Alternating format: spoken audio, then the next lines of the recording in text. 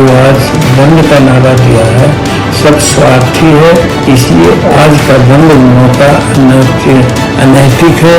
उनको विचार करना चाहिए कि हमारे परिवार, हमारा छोटा भाई किस जरूरत में है, उसको लोग देखें। देश के यशस्वी प्रधानमंत्री जी के कैबिनेट में ये तय हो गया कि हम जो एससी और एसटी वर्ग के जो सुप्रीम कोर्ट का एक आदेश आया उस पर कोई हम रिवीजन नहीं करेंगे, ये नियम पूरी तरह लागू रहेगा, तो बंद करने का क्या सवाल उठा। मोदी जी के राज में आप देखिएगा दलितों को बांटा जा रहा है, रिजर्वेशन जो है उसको खत्म किया जा रहा है। एनडीए सरकार बाबा साहेब अंबेडकर जी के बनाए संविधान के प्रावधानों के प्रति प्रतिबद्ध है, संकल्पबद्ध है। बाबा साहेब अंबेडकर जी के संविधान के अनुसार एससी और एसटी के रिजर्वेशन में क्रीमी लेयर का कोई प्रावधान नहीं है। हमारी मांग है कि हमारा आरक्षण जिस तरह से हमें संविधान में दिया गया था, हमें एज इट इज रहना चाहिए। संविधान में आरक्षण से छेड़छाड़ हमें बर्दाश्त नहीं है। अभी हमें आरक्षण मिले कितना दिन हुआ है, आप पूरा बैकलॉग भर नहीं पाते हो, लिख देते हो कैपेबल नहीं है, और दूसरी तरफ कह रहे हो कि हम क्रीमी लेयर में आ गए हैं। तुम्हारा 8 लाख कमाने वाला गरीब होता है, हमारा 1 लाख एक बार नौकरी मिलने वाला अमीर हो गया। सुप्रीम कोर्ट को अगर क्रीमी लेयर लागू करना है तो सबसे पहले सुप्रीम कोर्ट और हाई कोर्ट से लागू करें। क्रीमी लेयर नहीं चलेगा, कोटे में कोटा लागू नहीं होगा, यहाँ ब्राह्मण का बेटा जज नहीं बनेगा। इस बात का हम आंदोलन करते हैं, यह अधिकारों की लड़ाई है और बाबा साहेब के सम्मान में हम लोग। जो सुप्रीम कोर्ट का एक फैसला आया कि एससी एसटी जो रिजर्वेशन है उसका उपवर्गीकरण कर दिया जाए, तो मैं पूछना चाहती हूँ माननीय सर्वोच्च न्यायालय से कि आपने आरक्षण के लिए जो उपवर्गीकरण की बात कही, अब से पहले ओबीसी में वर्गीकरण हो चुका है।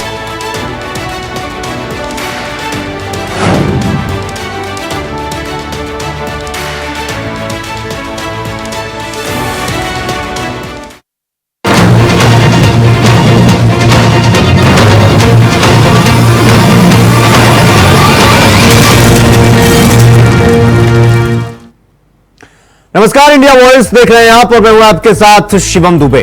तो आरक्षण बहाना सियासी निशाना, देश के विपक्षी दलों की ओर से सुप्रीम कोर्ट के एक फैसले के खिलाफ भारत बंद किया गया। यह बंद कोर्ट के फैसले के खिलाफ था, लेकिन प्रचार यह किया गया कि मोदी सरकार आरक्षण खत्म कर रही है। बंद का असर देश के कुछ हिस्सों में नजर आया, खासकर बिहार, राजस्थान जैसे प्रदेशों में बंद का असर दिखा। बिहार में तो ज्यादा ही असर दिखा और सियासत भी सबसे ज्यादा बिहार में ही थी। लेकिन इस बंद को लेकर राजनीतिक दलों के भीतर उपवर्गीकरण के विरोध को लेकर साफ साफ बयान क्यों नहीं है? भाई, उपवर्गीकरण को लेकर तो विरोध है, फिर जो राजनीतिक पार्टियों के बड़े बड़े नेता हैं उनके बयान साफ साफ क्यों नहीं आते? क्या उन्हें भी यह लग रहा है कि समाज का एक बड़ा तबका उपवर्गीकरण के साथ है? तो दरअसल खबर क्या है, एक बार आपको वो समझा देते हैं। तो विपक्षी दलों ने एक दिन का भारत बंद का आह्वान किया, भारत बंद किया। एससी एसटी आरक्षण के कोटे में कोटा का विरोध, सुप्रीम कोर्ट के फैसले के विरोध में बंद हुआ। क्या क्या, कौन कौन से राज्य? बिहार, राजस्थान में इसका ज्यादा असर देखने को मिला इस बंद का।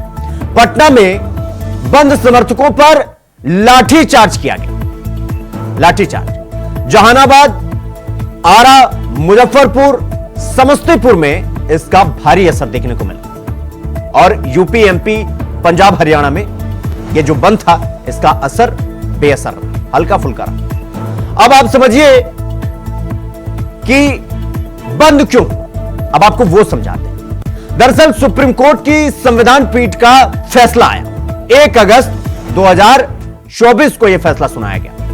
SC ST को उपवर्गीकृत किया जा सकता है। सुप्रीम कोर्ट का यह फैसला था, SC ST को उपवर्गीकृत किया जा सकता है। तो सुप्रीम कोर्ट का फैसला क्या था, आपको वो भी समझा देते हैं। 1 अगस्त को 7 जजों की संविधान पीठ का फैसला आता है। SC ST के अंदर उपवर्गीकरण हो सकता है, यह सुप्रीम कोर्ट कह रहा है। संविधान के अनुच्छेद 15, 16 और 341 यानी 15, 16 और 341 में कोई बाधा नहीं है। राज्य सरकारें इस मामले पर बड़ा और कानून बना सकती है। एक ही जाति को आरक्षण का 100% लाभ नहीं मिले, क्रीमी लेयर की पहचान के लिए नीति बनानी चाहिए। सुप्रीम कोर्ट का यह फैसला है।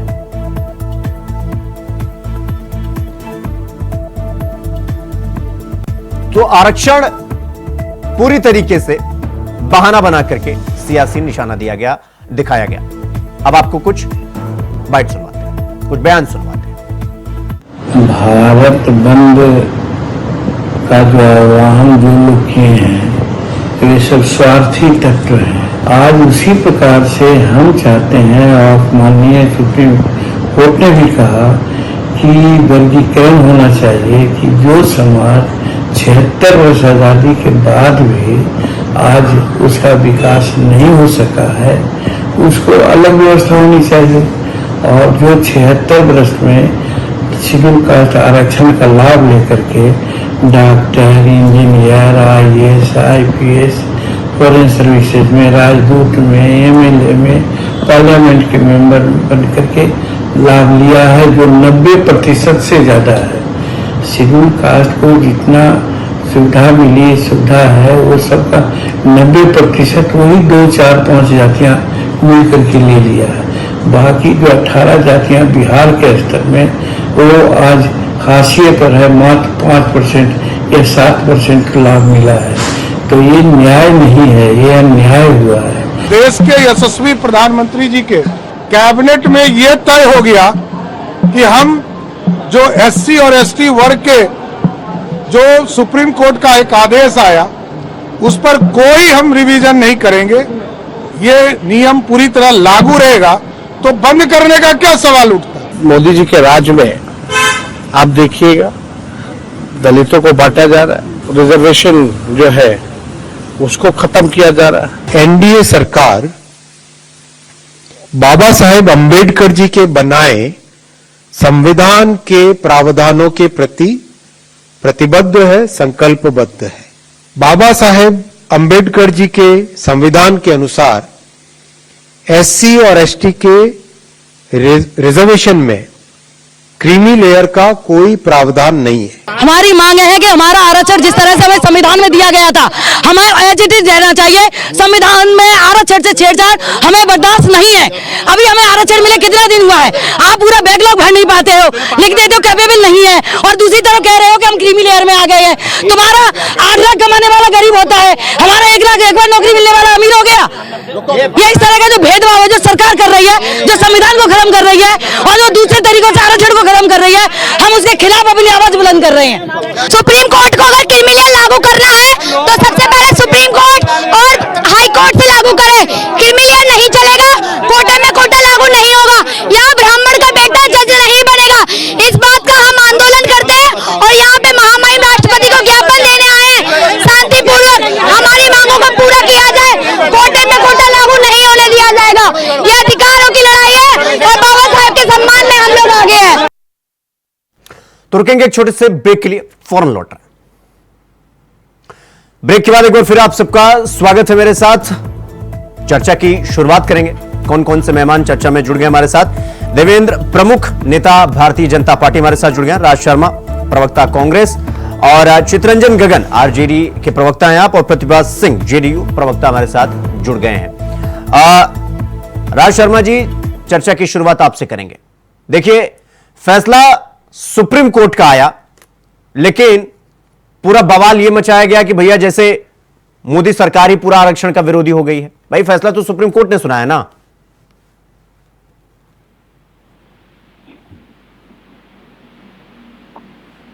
राज शर्मा जी, म्यूट है आई आवाज? जी बोलिए। हाँ, मैं एक बात कहना चाहता हूँ शिवम भाई जी। कि पहली बात तो मेरे सम्मानित आदरणीय सुप्रीम कोर्ट ने अपना ही डिसीजन को बदला और दिया है। पहली बात तो अच्छे लोग और अच्छे सिटीजन का एक सिद्धांत होता है कि एटलीस्ट एक बहुत बड़ा शब्द है कि कम से कम हम सुप्रीम कोर्ट के लिए उंगली ना उठाएं। लेकिन हमारी पार्टी का एक मानना है कि हम लोग संरक्षण देना चाहते हैं। हम एक अभिभावक की तरह काम करना, पार्टियों का मतलब होता है, पार्टी की कोई भी सरकार बनती है वो अभिभावक की तरह होती है।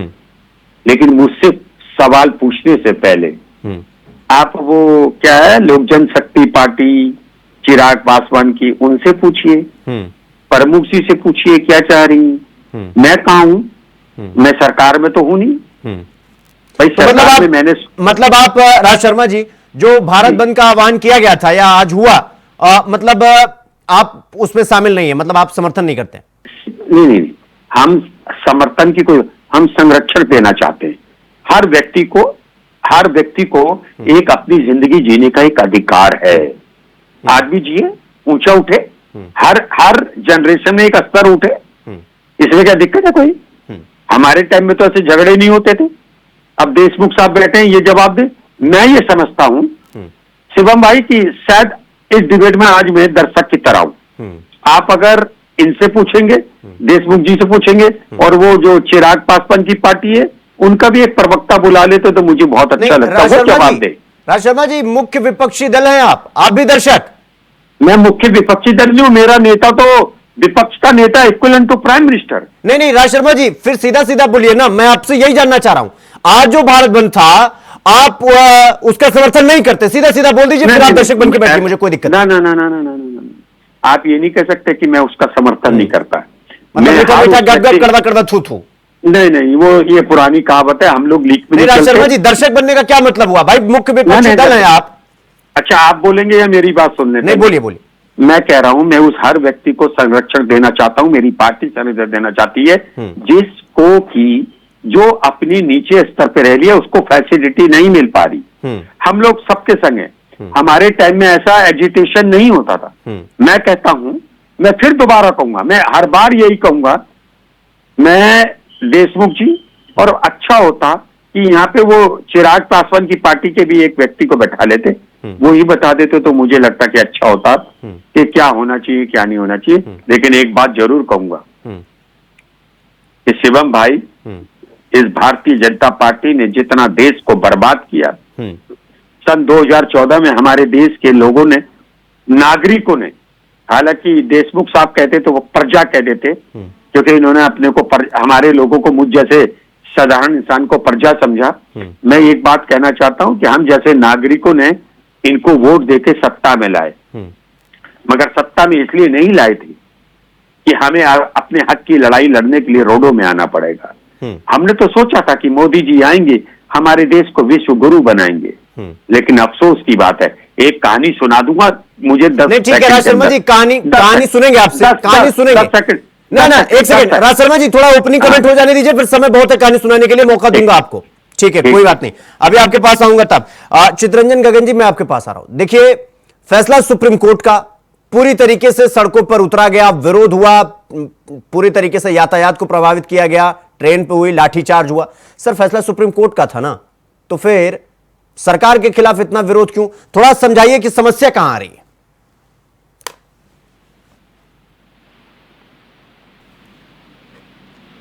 चित्रंजन जी, म्यूट कर रखा है शायद आपने, अनम्यूट करिए उसको।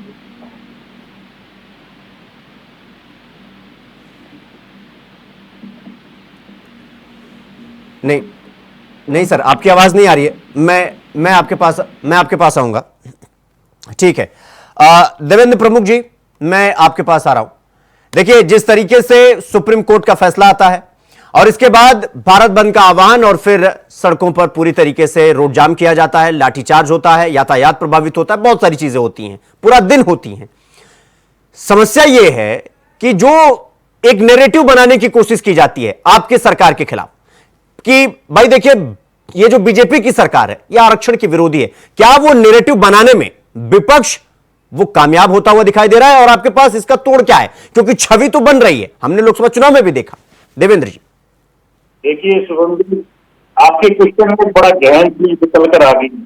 कभी कभार कम समय में बड़ी बात आ जाती है कि लोकसभा में हमने देखा उसी का जो उत्साह है और अति उत्साह है विपक्ष का कि जिस तरह उन्होंने भूत भरोसा था लोकसभा के चुनाव से पहले और लोगों को भड़कलाने का काम किया था, शायद दोबारा से वही प्रयास है। ऊपर एक चुनाव है, उत्तर प्रदेश में भी लगभग 10 सीटों पर है, देश में कई जगह चुनाव है, एक कहीं ना कहीं जो कुछ तो दाव लगे।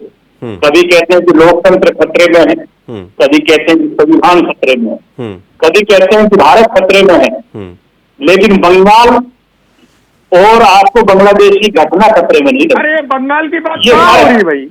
अरे सुनिए, आप हमें सुनता हूँ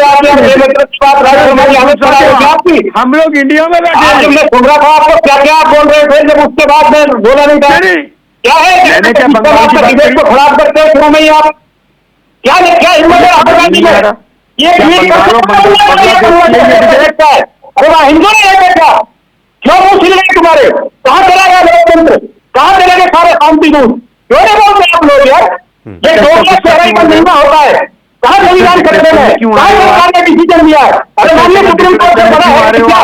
माननीय सुप्रीम कोर्ट के साथ भी सरकार खड़ी है, माननीय मोदी जी ने कहा है और हमारी सरकार ने सुप्रीम कोर्ट में अपनी बात भी रखी है और आरक्षण के साथ वो खड़े होते हैं और ये हमारी 11वीं मुझे एक जवाब दो, मुझे एक जवाब दो, कोई खतरा नहीं था, मुझे बताओ, होने देंगे। मेरी बात का जवाब दो, कुछ ही देर तक कर सकते मेरी बात का हैं, लेकिन आप फर्क है सिर्फ।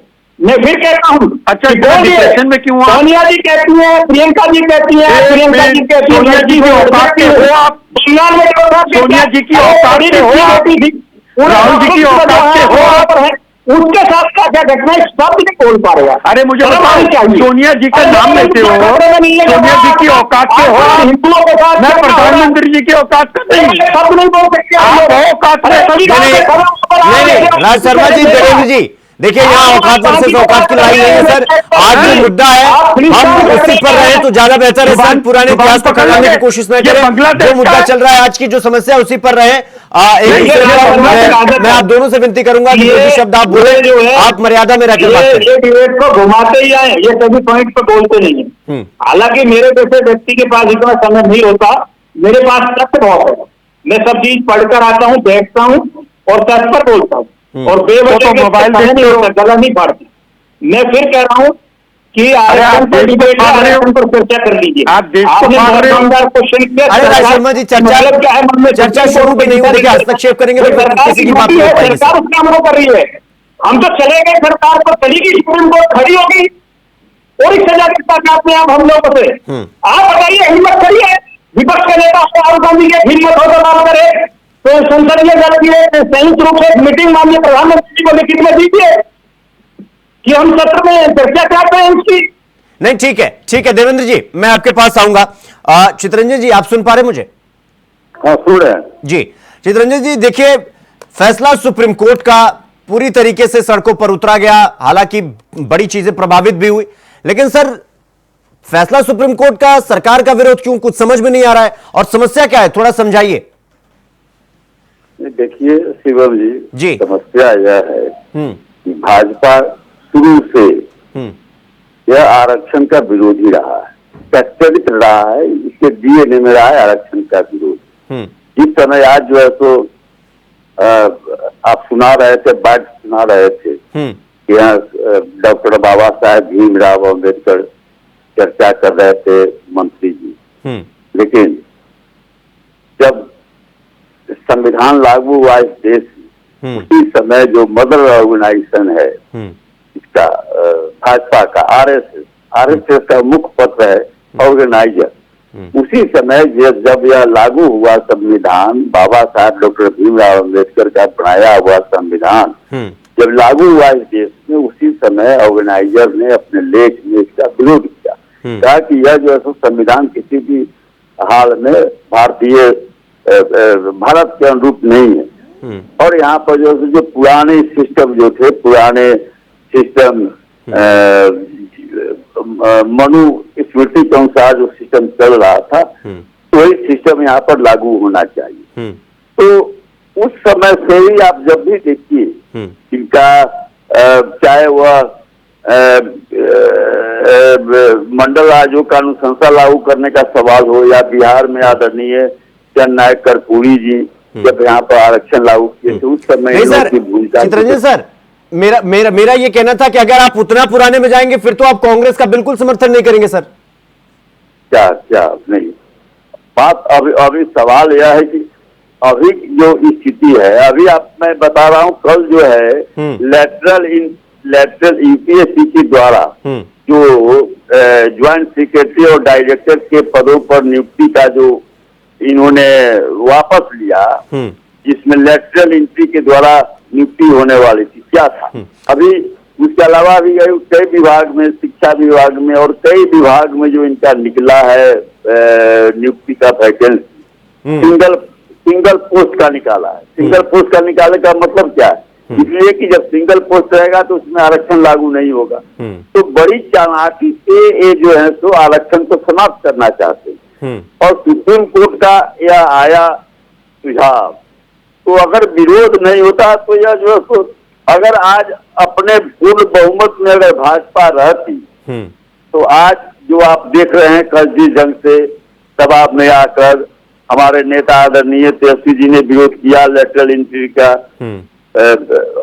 कांग्रेस के आदरणीय राहुल जी ने और इंडिया गठबंधन के सारे घटक दलों ने इसका विरोध किया। तो चितरंजन जी, यही मैं कह रहा हूं, अगर आप लोग कह रहे हैं कि भाई बीजेपी आरक्षण विरोधी है सर, तो आपके जिन नेता का जिक्र किया आपने तेजस्वी यादव जी का, उनसे एक ऑफिशियली बयान दिलवाइए कि सुप्रीम कोर्ट ने जो कहा वो गलत कहा, एक सिरे से खारिज कर दीजिए सर, और फिर तो पता चलेगा ना कि भाई आप जो ये पूरा आरक्षण का विरोध कर रहे हैं, ये फैसले का सुप्रीम कोर्ट का, उसका फैसला खुला समर्थन हो जाएगा सर, खुला समर्थन करिए ना। नहीं, सुन लीजिए, पहले सुप्रीम कोर्ट का यह फैसला नहीं है, उसने सुझाव दिया, फैसला नहीं है, दोनों में अंतर होता है। नहीं, वही कह रहा हूं, आदेश जो आया सुझाव दिया है, और यह सरकार जो है, यह सरकार के मंशा के अनुरूप सरकार जो है, आप देखेंगे ना एनडीए के घटक दलों में ही अब एक तरफ चिराग पासवान जी कुछ कर रहे हैं, दूसरे तरफ जीतन राम मांझी जी कुछ कर रहे हैं। तो इन लोगों का जो राजनीति है, बांटो और राज करो, डिवाइड एंड रूल की जो पॉलिसी है भाजपा की, तो भाजपा का पुराना चरित्र रहा है। आज भी आप देखिए ना कि एनडीए में तो धारा हो गया। अब जीतन राम मांझी कह रहे हैं कि नहीं साहब, सुप्रीम कोर्ट का जो है उसको लागू होना चाहिए, चिराग पासवान कह रहे हैं कि लागू नहीं होना चाहिए, दोनों एनडीए में है। नहीं चितरंजन जी, आप क्या कह रहे हैं? घटक है जी, आप क्या कह रहे हैं? मैं तो इसका विरोध कर रहा हूँ। मैं तो आज सड़क पर उतरा, आज भारत बंद के समर्थन में मैं था, और भारत बंद अभूतपूर्व रूप से देश की जनता ने इसका साथ दिया, जनता ने दिखा दिया कि आपका मोनोपोली नहीं चलेगा, संविधान विरोधी कोई भी कदम उठाइएगा तो यह देश की जनता बर्दाश्त नहीं करेगी। आप तो वार्निंग दे दिया केंद्र सरकार को, भाजपा को, नरेंद्र मोदी जी को। ठीक है, और आप क्या समझते हैं, आज क्या समझते हैं? आज अगर जो है, तो अगर भाजपा को अकेले बहुमत रहता तो कल ना जो है तो जो वापस लिया यूपीएससी ने लेटरल एंट्री का, न वह वापस होता। और आज जो यह जो सफाई दे रहे हैं कि हम उसमें कोई सुप्रीम कोर्ट का जो सुझाव आया उसको हम इम्प्लीमेंट नहीं करेंगे, तो थोड़े कर, ये तो जो तब तक जो सब लोग हल्ला करते रह जाता है। इसीलिए तो मांग रहे थे कि 400 से ज्यादा दो, संविधान को यहाँ बदल दे। तो ये तो संविधान बदलने वाले लोग हैं, तो आरक्षण समाप्त करने वाले लोग हैं।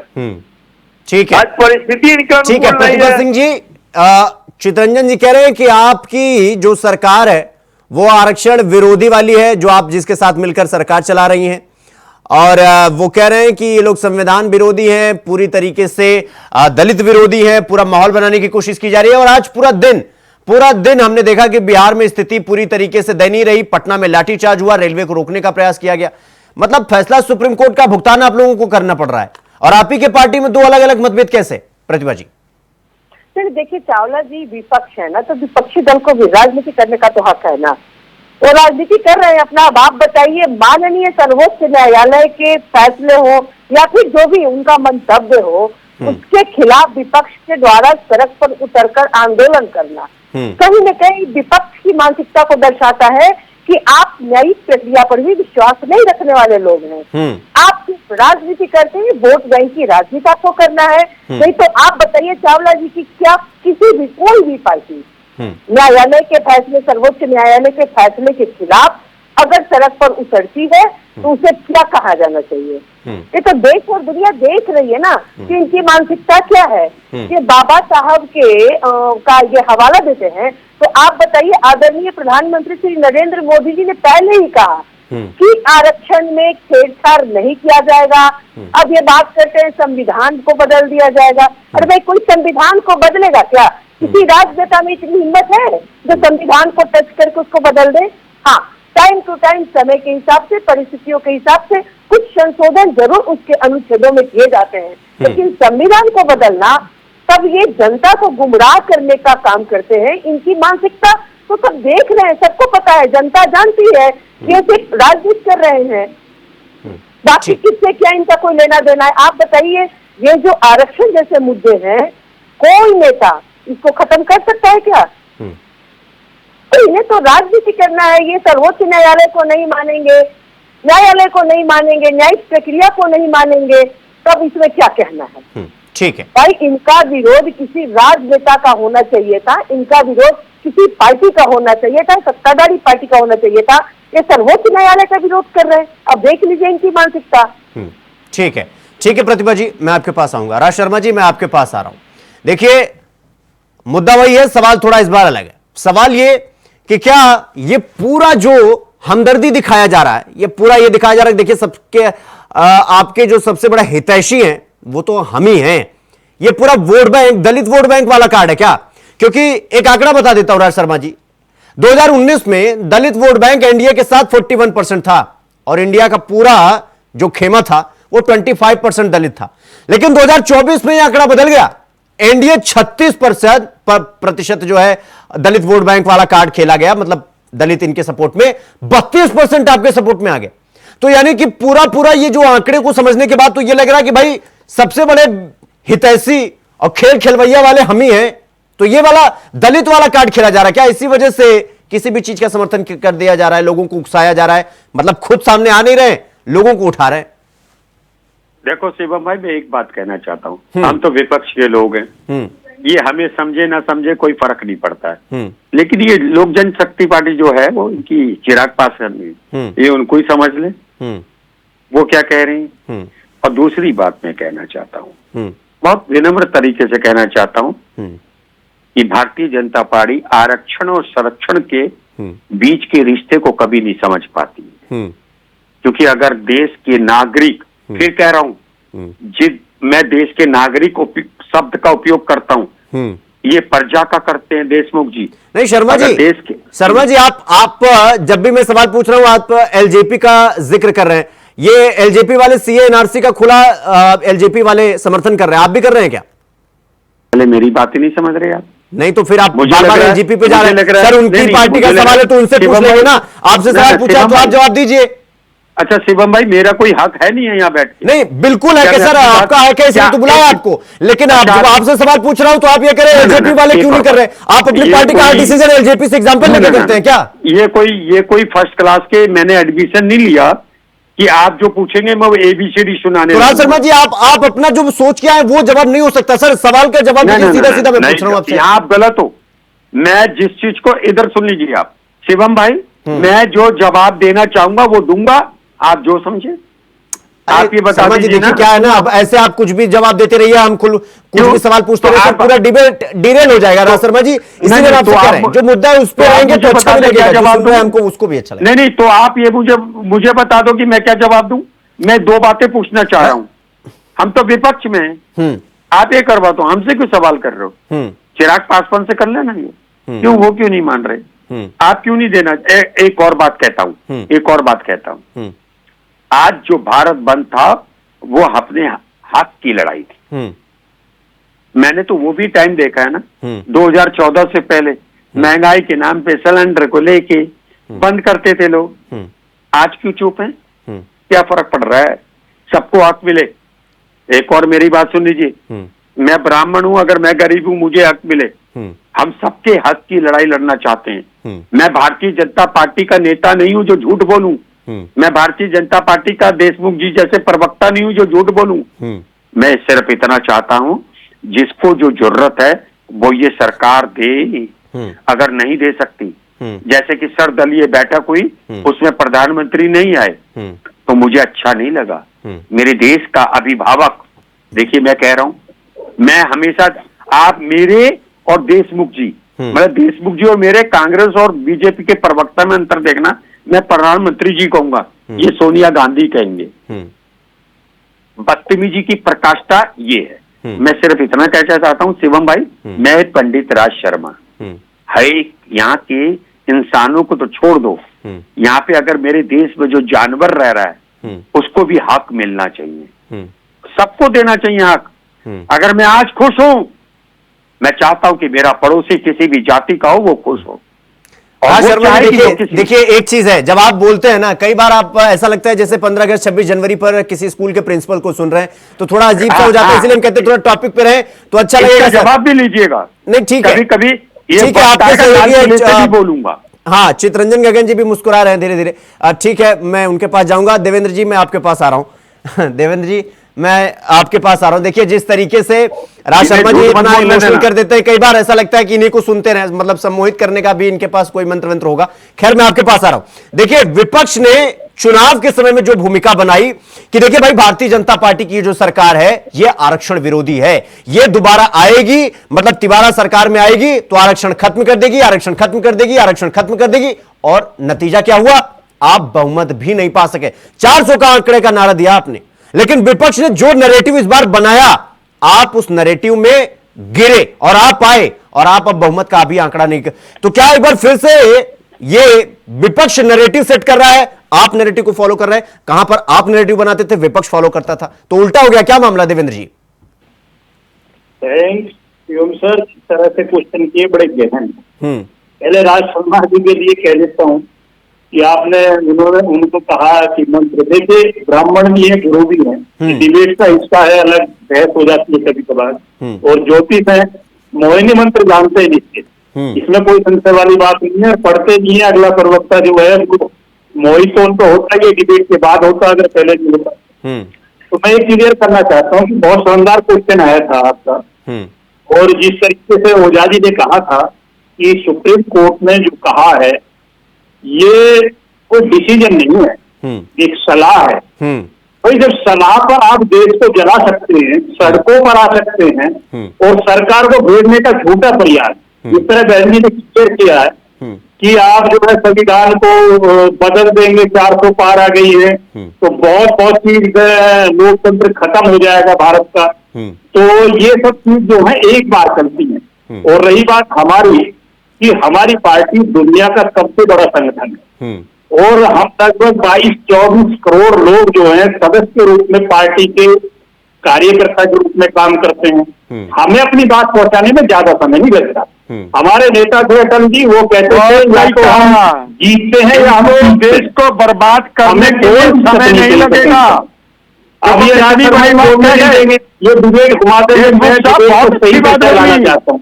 आप और इतनी धमकी दी, मैं ये कहना चाहता हूँ कि संविधान को छोड़िए, आप कहीं से कहीं तक भारत के लोकतंत्र में और भारत के संविधान में, जो भारत का संविधान कहता है, लॉ कहता है, उसमें 2014 के बाद सबसे बड़े बड़े बदलाव ये हैं कि ना ये देश जलता है, ना हिंदू मुसलमान होता है, ना सीमाओं में सैनिकों के स्तर कटते हैं, 370 हट जाती है, 35 हट जाती है, तो राम मंदिर बन जाता है। और आज जो है शांति दूतों पर भी थोड़ा बोल देता हूँ, लड़की हूँ, कर सकती हूँ। राहुल जी वहां कश्मीर तक जाकर समर्थन दे रहे हैं कि बांग्लादेश अच्छा कर रहा है। अरे यह हिम्मत नहीं पड़ी कि बंगाल में एक बार बीमारी है आपको, जो हुआ है क्या बीमारी हुआ है भाई, ये दोहरा राज शर्मा जी नागरिकों की संविधान की बात करोगे, जानवरों की कर रहे हैं, जीवों की कर रहे हैं, मेरे देश को बर्बाद करने के लिए आपको पता नहीं चला। हिम्मत है क्या तुम बोल सकते हो प्रवक्ता हो कि राहुल गांधी ने गलत किया है? छोटी बात मैं कह रहा हूँ नरेंद्र मोदी जी को राहुल गांधी जी से बुलाई बैठाइए। अरे डरती मेरे जननायक से आपका नेता डरता है, घबराता है। हम सदन में जिनका आपको शर्म नहीं आती, शर्म नहीं आती आपको। आपकी डिप्रेशन के शिकार हो, आपकी पार्टी के नेता डिप्रेशन के शिकार। आप भी मानसिक रूप से दिवालिया, व्यावहारिक रूप से गुलाम हो। मैं आपको चैलेंज करूं, मैं बात कहना चाहता हूँ, आपका नेता मेरा नेता लेकिन आपको पानी मांगेगा, पानी और नेता पानी मांगेगा कि लोग भाग जाएगा इनसे कहीं पर कोई। अभी तो मेरा नेता सदन में होता है, आपका नेता भाग जाता है। क्यों नहीं डिसीजन आया है, शर्म नहीं आती आपको? आपके नेता ने कहा था सहारनपुर में सहारनपुर की लड़कियों की नक्काशी, शर्म नहीं तो आपके दिल में होता है वो बोलते हुआ। एक सेकंड राज शर्मा जी, देवेंद्र जी, एक सेकंड देखिए, शर्म नहीं आती? सियासी अखाड़ा बना देंगे पूरा, तो दो और मेहमान है मेरे साथ। नहीं, इनके नेता ने कहा, मेरा सवाल ये था देवेंद्र जी कि देखिए विपक्ष का काम है नैरेटिव बनाना। सर वो नैरेटिव बनाएंगे, आपके पास तोड़ क्या है, आप कैसे? क्योंकि लोकसभा में आपने एड़ी चोटी का जोर लगा लिया, लेकिन विपक्ष ने नैरेटिव सेट कर दिया, उसका खामियाजा आपको उत्तर प्रदेश और बाकी राज्यों में भुगतना पड़ा, और नतीजा यह हुआ कि सरकार आपकी जो है बहुमत का आंकड़ा भी नहीं छू पाई। यानी विपक्ष कहीं ना कहीं वो समझ गया है कि अब वो नैरेटिव बनाएगा, आपको ट्रैप में लाएगा, सीधी सी बात है। क्लियर करता हूं, मैंने पहले भी यही बात कहा था कि हर व्यक्ति प्रयास करता है, और विपक्ष का जो प्रयास था वो झूठा फंडा था, वो साबित हो गया। और रही बहुमत की बात, देखिए हमारी जो सरकार है वो हमारी सरकार एनडीए की सरकार है। आप बहुमत की बात कर रहे हैं, हम तो 300 पा रहे हैं, 292 में प्लस अलग से भी कुछ लोग हमको समर्थन देकर 300 प्लस की सरकार चलाने तीसरी बार। इस संविधान में, इस दुनिया में, इतने बड़े लोकतंत्र में अगर किसी को ऐसा समर्थन मिला है तो वो पहली बार माननीय मोदी जी को मिला है। बड़ी बात आपको कर रहा हूं। तीसरी बात कि हम जैसे व्यक्ति के साथ एक बार धोखा हो सकता है। मैंने कहा 24 करोड़ कार्यकर्ता है, घर में घुसकर एक बात को पहुंचाने की क्षमता रखते हैं, धोखा एक बार खा सकते हैं, तीसरी की छोड़िए दूसरी बार भी चांसेज नहीं है। भारतीय जनता पार्टी है, लड़ती है, जमी से लड़ती है, कार्यकर्ताओं से लड़ती है, और नागरिक मेरे नेता से ज्यादा काम पाता है। 400 करोड़ हमने करा, नंबर 1 आप नहीं कर पाओगे जीवन में। 400 पार तो मेरे नेता ने कहा था। कोई बात नहीं, राज शर्मा जी और देवेंद्र जी मैं आपके पास आऊंगा, चितरंजन जी मैं आपके पास आ रहा हूं। देखिए सवाल वही जो अभी देवेंद्र जी ने कहा कि अगर आपने कहा कि ये सुप्रीम कोर्ट का फैसला नहीं है, भाई चलिए सुप्रीम कोर्ट का एक तरीके से कहें कि ऑब्जर्वेशन हो सकता है, तो सर ऑब्जर्वेशन को लेकर इतना सब कुछ हो गया, आपने समर्थन भी कर दिया। चितरंजन जी। नहीं शिवम जी, आपको मैंने उदाहरण दिया कि जो यूपीएससी का जो हाल ही निकला लेटरल एंट्री का, वह क्या था। अब इससे बड़ा उदाहरण आपको चाहिए। और यह जो कह रहे हैं, कहने के लिए देखिए ये लोग तो जो है तो झूठ बोलने में पारंगत है। अभी हमारे भाजपा के साथी बोल रहे थे, आज जो ये हजारों और करोड़ों दलित और आदिवासी जो आज सड़क पर उतरे, उनके बारे में क्या कर रहे हैं, आग लगाने के लिए। अगर लोकतांत्रिक ढंग से अपनी बातों को रखने के लिए इस देश का दलित और आदिवासी सड़क पर उतर रहा है तो वह आग लगाने की बात कर रहा है। आग कौन लगाता है? ये लोग तो हर बात में हिंदू मुस्लिम, हर बात में जो है तो कम्युनल भावना, हर बात में बांग्लादेश, पाकिस्तान, हिंदुस्तान की बात तो लोग करता नहीं है। कि आपके नेता मोहम्मद भी ट्वीट करने की तेजस्वी के पास में संबंध था, आरजेडी के पास ये नहीं था क्या कि बंगाल में जो गलत हुआ डॉक्टर बेटी के साथ, ये गलत हुआ है। आप मत करिएगा बांग्लादेश की बात, बंगाली देश का इतना नहीं है क्या? नहीं, ये नैतिकता नहीं, हम नहीं भाई। आप देखिए, आप उनके पीछे खड़े हैं। अरे आपको तो पता, आपको पढ़े आप लोगों का काम है, आप लोगों का खोना दलित का विरोध, पिछड़ों का विरोध, पिछड़ों का विरोध, आदिवासियों का विरोध।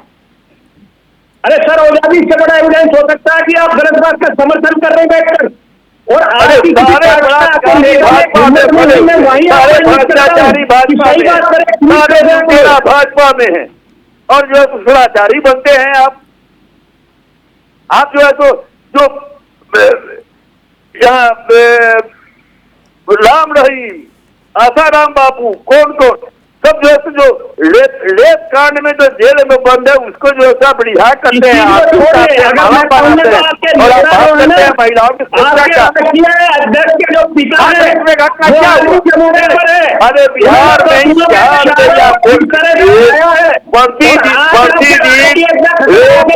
सामूहिक रेप की घटनाएं घट रही है। ठीक है देवेंद्र जी, चितरंजन जी, एक सेकंड अरे भाई देवेंद्र जी, चितरंजन जी, एक सेकंड मेरी बात सुनिए, एक सेकंड देवेंद्र जी मेरी बात सुनिए। देखिए चितरंजन जी, सवाल मेरा ये था कि ये जो अभी मैंने आपको आंकड़े गिनवाए कि दलित वोट बैंक वाला कांड, क्योंकि जिस तरीके से ऑब्जर्वेशन में भी आप लोग समर्थन कर रहे हैं, लेकिन खुला समर्थन नहीं है सर। मैंने तेजस्वी यादव का या राहुल गांधी का या अखिलेश यादव का, मैंने ऐसे सामने आकर के सुप्रीम कोर्ट के ऑब्जर्वेशन और ये भारत बंद का आह्वान का, जो भारत बंद का आह्वान किया गया, सड़क पर उतरे, उसका समर्थन खुले तौर पर करवा दीजिए सर। कम से कम आधिकारिक बयान तो हो कि हाँ चलो ठीक है, आरक्षण के या दलितों के साथ आप खड़े हैं सर। नहीं, पीछे पीछे कह दिया गया कि देखिए आरक्षण के खिलाफ है मोदी सरकार वाले। तो सर सांप भी मर जाए लाठी भी ना टूटे। नहीं शिवम जी, आज का जो आह्वान था, जो दलित संगठन है, आदिवासी संगठन है, उनके द्वारा यह जो स्वास्थ्य का भारत बंद आहूत किया गया था, और क्योंकि एक जनून कौज के लिए उन्होंने भारत बंद का आह्वान किया था, हम लोगों ने समर्थन दिया। कॉल यह जो था, यह कोई पॉलिटिकल कॉल नहीं था, यह तो जो है तो इस देश के करोड़ों दलित और आप लोगों ने समर्थन कर दिया ऑब्जर्वेशन पे, आपके अकॉर्डिंग। मैंने कहा कि ऑब्जर्वेशन अगर जो है सो विरोध में नहीं खड़ा हुआ जाएगा, तो मैंने कहा कि उदाहरण आपके सामने मैंने बता दिया। चितरंजन जी देखिए क्या होता है पता है, एक सेकंड चितरंजन जी, बहुत ज्यादा पीछे मत जाइए। ये जब अग्निपथ वाली योजना आ रही थी अग्निवीरों के लिए, सर सब कुछ नियम कानून बने भी नहीं थे, ऐलान हुआ था सर, लेकिन क्या हुआ, विपक्ष ने कहा कि देखिए सरकार जो है आर्मी की नौकरी खा रही है, खत्म कर रही है। सर हुआ क्या सर, रेलवे जल गई सर, साथ रेलवे को जला दिया गया सर। या सोचिए आज जो ये सड़कों पर उतरे हुए नौजवान, सर आप लोग ऐसे समर्थन करेंगे ऑब्जर्वेशन पर, कल को सर बड़ी घटना घट जाए, राज्य की या देश की जिम्मेदारी आपकी नहीं है सर। फैसला तो सुप्रीम कोर्ट का था ना, ऑब्जर्वेशन सुप्रीम कोर्ट का था, आपकी जिम्मेदारी नहीं है तो उसको संभालने की। आप काहे के लिए हल्ला कर रहे हैं? आपने अग्निवीर की चर्चा की। नहीं, अग्निवीर की चर्चा, अग्निवीर का विरोध मैं कर रहा हूँ। अग्निवीर वापस होगा, लेना पड़ेगा, वापस लेना पड़ेगा। नहीं पूर्णकाली सैनिक की बहाली होती थी, उसी ढंग से होगा, करना पड़ेगा। अब देख रहे हैं नौजवान 4 साल में जो तो नौकरी जो तो आप उसको कोई सुविधा नहीं दे रहे हैं, आप अग्निवीर का वकालत कर रहे हैं। नहीं सर, चितरंजन जी यही मैं कह रहा था कि आपकी पार्टी इतनी बड़ी पार्टी है, आपके नेता इतने बड़े नेता हैं सर, आपके पास बड़े बड़े वकील भी होंगे, आप सुप्रीम कोर्ट के ऑब्जर्वेशन को जाते हैं और कहते भैया देखिए ऑब्जर्वेशन है, कोई इसमें जो है इतनी डरने वाली बात है नहीं सर, ऐसे बात नहीं कहते। आपकी भी तो जिम्मेदारी है ना सर, आप मुख्य विपक्षी दल है बिहार के। शिवम जी, डेमोक्रेटिक सिस्टम में जनता मालिक होता है, जनता जनार्दन है, जनता की आवाज के अनुसार ही, चाहे वह न्यायपालिका हो, विधायिका हो, कार्यपालिका हो, जन भावना के खिलाफ वह नहीं जा सकता है। सबसे बड़ी ताकत जनता की आवाज होती है डेमोक्रेटिक सिस्टम में। ठीक है, यहाँ पर तानाशाही व्यवस्था नहीं है। बिल्कुल नहीं है, बिल्कुल नहीं है प्रतिभा जी, तानाशाही व्यवस्था नहीं चलेगी, यहाँ जनता जनार्दन है। और विपक्ष ने ऑब्जर्वेशन को भी सपोर्ट किया। सवाल ये कि अगर ये नैरेटिव गढ़ा जाता है तो आप लोग इस नैरेटिव का तोड़ क्यों नहीं निकाल पाते हैं? क्यों हर बार आप ट्रैप में आते हैं सर? प्रतिभा जी, नहीं, दलित का विरोध करना, पिछड़ों का विरोध करना, उसका हक छीनना यह तो भाजपा का चरित्र कहना है। इसमें कोई प्रमाण की जरूरत नहीं है। इनके पास क्या है? नहीं बनने दिया लोगों का नुकसान हो जाए, जनता का नुकसान हो जाए, जान माल का नुकसान हो जाए, मुख्यमंत्री से कोई परवाह नहीं। मुख्यमंत्री से हटाने का काम किया। मतलब है कि हम वोट पुरानी जनसंघ है, अपने वोट बैंक को कैसे बढ़ाएं, ये इनको सिर्फ इससे मतलब है। देखिए, बहुत ही दिनों के बाद एक विपक्ष बहुत मजबूत, जनता ने मजबूत विपक्ष के रूप में इन्हें मैंडेट दिया है कि जनता के हितों की बात करें, या सदन के अंदर या सदन के बाहर। आप जनता के अहित के लिए, लोकतंत्र खतरे में, अरे लोकतंत्र क्या है? जनता के द्वारा, जनता के लिए, जनता जनता की ही आवाज है कि लेटरल एंट्री जो यूपीएससी द्वारा लाया गया था उसे वापस लेने के लिए मजबूर होना पड़ा इनको। ठीक है ना, ताकत है। अगर बहुमत में रहते की बात करती है तो ठीक है, सरकार ने निर्णय बदला तो सरकार भी संवेदनशील है, तभी ना सरकार ने निर्णय बदला। संवेदनशील फैसला ही नहीं लेता। नहीं प्रतिभा जी, अगर संवेदनशील नहीं लेता। तो सरकार ने अगर निर्णय बदला तो सरकार की मानसिकता क्या है? जनता की ताकत, जनता की आवाज, जनता की भावना की जनता ने जो जनमत दिया है, जनादेश दिया है, तुम्हारी तानाशाही नहीं चलेगी, तुम्हारी मनमानी नहीं चलेगी, गंदी तुम्हारे कोई भी जनतांत्रिक निर्णयों का यहाँ पर नहीं होने देंगे। मजबूत विपक्ष के रूप में अगर आप सदन में बैठते हैं तो जनता ने आपको मैंडेट दिया, आप उसके हितों की बात करें, आप उनके लिए आवाज उठाएं। उसी का परिणाम है ना कि आज उनको झुकना पड़ रहा है, झुकना पड़ेगा। आज मनमानी नहीं चलेगी, तानाशाही नहीं चलेगी। तो निर्णय नहीं बदलती ना। सरकार ने भी सोचा क्या उचित है, क्या अनुचित है। ऐसा नहीं है। सरकार को मैंडेट मिला, एनडीए की सरकार राज्य में और देश में जनता के हितों के लिए काम कर रही है। कैसे देश और राज्यों का विकास हो, इसके लिए काम कर रही है। सरकार काम में व्यस्त है, विपक्ष अपने वोट बैंक की राजनीति में व्यस्त है। तो इनके ये जो कर रहे हैं, देश दुनिया देख रही है शिवम जी, ऐसा नहीं है। कितने दिनों तक लोगों को बेवकूफ बनाए, ठीक है। कहीं न कहीं लोग इनके बातों में आ गए। जो आपने चर्चा किया कि लोकसभा में जो रिजल्ट आया उसको लेकर के, आप वोट की प्रतिशत देख लीजिए ना, वोट प्रतिशत आप देख लीजिए, फिर भी वही कह रहा हूं प्रतिभा जी, वही तो सवाल है कि जिस तरीके से चाहे वो इंडिया गठबंधन की कोई भी सहयोगी दल की पार्टी हो, कहीं भी हुआ, कुछ भी हुआ तो सीधा सरकार के अगेंस्ट जाना है, चाहे वो अब तो सुप्रीम कोर्ट के भी अगेंस्ट जाना हो गया, क्योंकि ऑब्जर्वेशन को भी समर्थन मिलने लगा। इसका मतलब यह है कि दलित वोट बैंक कितना इंपॉर्टेंट है, यह सबको जितना जल्दी समझ में आ जाए, खास करके बीजेपी को और उनके सहयोगी दलों को जितना जल्दी समझ में आ जाए उतना बेहतर है। देवेंद्र जी, सवाल वहीं आकर के खड़ा होता है कि सोचिए कि विपक्ष किस तरह से नैरेटिव गढ़ने में आया कि सुप्रीम कोर्ट का फैसला आप लोगों का कोई लेना देना नहीं, लेकिन फिर भी वो लिटरल वाला मुद्दा उठा करके कि भैया आपके हर नियति पर इस वक्त विपक्ष मतलब उसको संदेह है कि आप जो भी कर रहे हैं गलत कर रहे हैं, हमें हल्ला, हमें शोर, हमें आवाज उठानी है। देवेंद्र जी, सबसे पहले तो मैं कहूंगा भारत की जनता जनार्दन का हम धन्यवाद करते हैं कि हमें तीसरी बार इतना अच्छा मैंडेट दिया। और आज माननीय सुप्रीम कोर्ट के माध्यम से जो दिशा निर्देश सलाह के तौर पर की जाए आरक्षण को लेकर, उसको आप जनता भारत की जानती है। अब आपने ये प्रोटेस्ट देखा है कि किस तरह से किया गया है, वह झंडा और बैनर के माध्यम से, लेकिन एक अच्छा क्वेश्चन आपने किया कि आप अग्निवीर को लेकर या किसको लेकर, एक कल्चर बना हुआ था इस देश में 2014 से पहले कि क्षेत्रीय पार्टियां और सबकी मां थी कांग्रेस।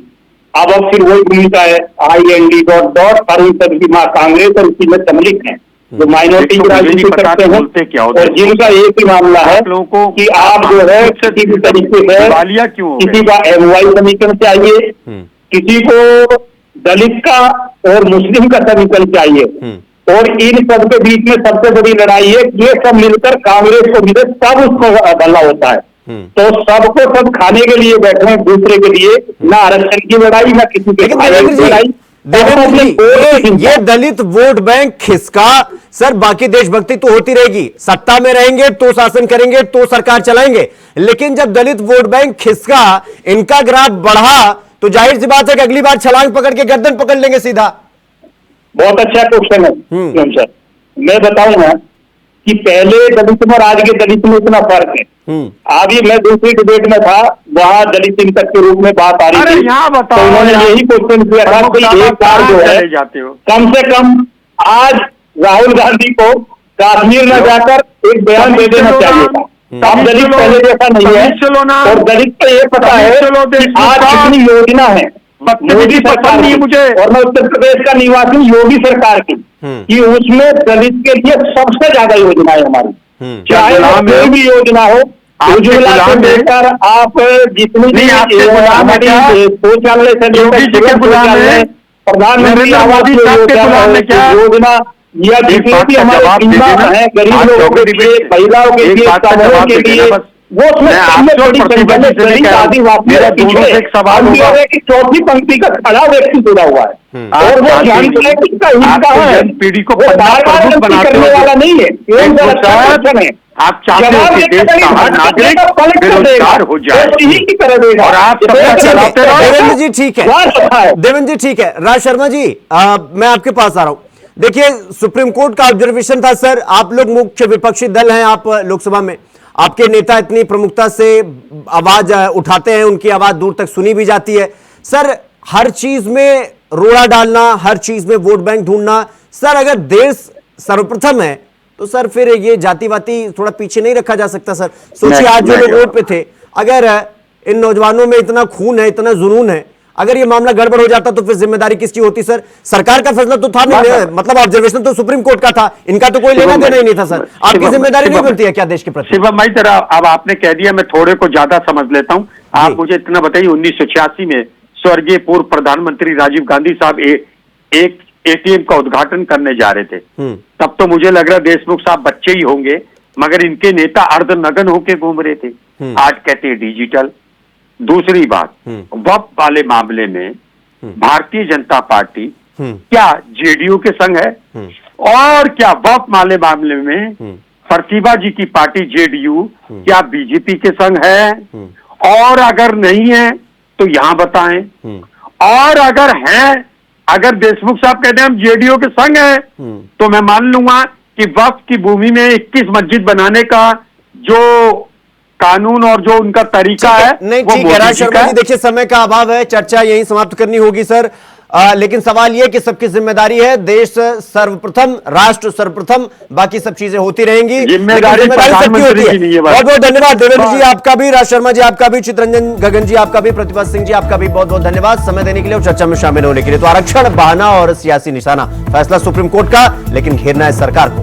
अब देखना है आगे ये लड़ाई कितना चलता है, या कुछ इसमें विकल्प खोजे जाते हैं।